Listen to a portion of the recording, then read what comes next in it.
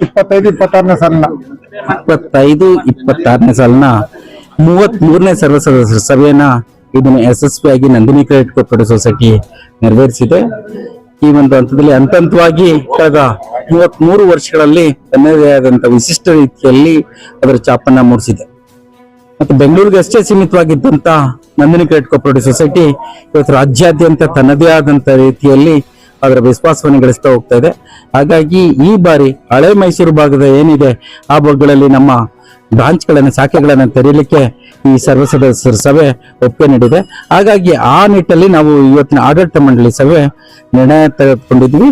ಹಲವಾರು ಜಿಲ್ಲೆಗಳಲ್ಲಿ ನಮ್ಮ ನಂದಿನಿ ಸೊಸೈಟಿಯ ಶಾಖೆಗಳನ್ನ ತರಲಿಕ್ಕೆ ಪ್ರಯತ್ನಗಳನ್ನ ಮಾಡ್ತೀವಿ. ಈ ಜನಕ್ಕೆ ನಮ್ಮ ಸದಸ್ಯರ ಮಕ್ಕಳುಗಳು ಅತ್ಯಂತ ಯಶಸ್ವಿಯಾಗಿ 80-85-90% ತನಕ ತೆಗೆದುಕೊಂಡಿದ್ರು. ಅವ್ರನ್ನ ಗೌರವಿಸುವಂತದ್ದು ಕೂಡ ನಮ್ಮ ಸೊಸೈಟಿಯ ನಮ್ಮ ನಿರ್ದೇಶಕರ ಒಂದು ಗೌರವ ಅಂತಾನೆ ಭಾವಿಸಿ ಅವ್ರನ್ನ ಪ್ರೋತ್ಸಾಹಿಸುವಂತದ್ದು ನಿಟ್ಟಿನಲ್ಲಿ ಅವ್ರನ್ನ ಪ್ರತಿಭಾ ಪುರಸ್ಕಾರ ಕಾರ್ಯಕ್ರಮವನ್ನ ಮಾಡ್ತಿದ್ವಿ. ನಮ್ಮ ಸದಸ್ಯರಿಗೆ ಸುಮಾರು 15% ಡಿವಿಡೆಂಡ್ ಅನ್ನು ಕೊಟ್ಟಿದ್ವಿ, ಆದಾಯವನ್ನು ಹಂಚಿಕೆ ಮಾಡಿದ್ವಿ.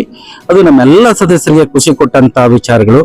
ಮತ್ತೆ ಸೊಸೈಟಿ ಹಿಂದೆ ಏನಿತ್ತು ಅದನ್ನ ಹಂತವಾಗಿ ಈಗ ಬೆಳವಣಿಗೆ ಏನು ನ್ಯಾಷನಲ್ ಕೋಆಪರೇಟಿವ್ ಬ್ಯಾಂಕ್ಗಳಿದಾವೆ, ನ್ಯಾಷನಲ್ ಬ್ಯಾಂಕ್ಗಳಿದಾವೆ, ಅದಕ್ಕೆ ಕಾಂಪಿಟೇಟರ್ ಆಗಿ ನಂದಿನಿ ಸೊಸೈಟಿ ಬೆಳೀತಾ ಇದೆ. ಹಾಗಾಗಿ ಡಿ ಆಗ್ಲಿ, ನೆಫ್ಟ್ ಆಗ್ಲಿ, RTGS ಆಗ್ಲಿ ಇನ್ನು ಮುಂದೆ ನಂದಿನಿ ಸೊಸೈಟಿಯಲ್ಲೇ ಕೊಡುವಂತ ಕೆಲಸ ಕಾರ್ಯಗಳನ್ನ ಮಾಡ್ತೀವಿ.